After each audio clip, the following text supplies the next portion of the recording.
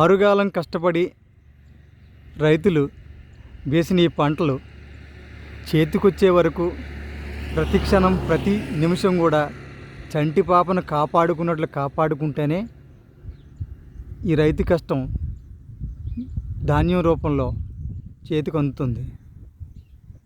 ఇంటిల్లిపాది ఆ ధాన్యాన్ని అమ్మో లేదా ఆ ధాన్యాన్ని వాడుకునో బ్రతకవలసిన పరిస్థితి.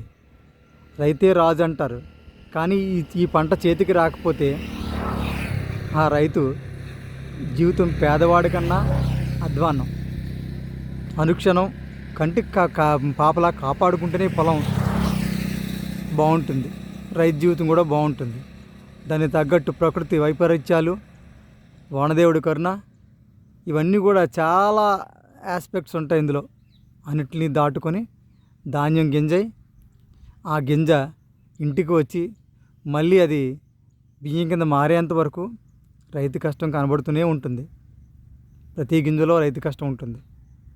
జై జవాన్ జై కిసాన్.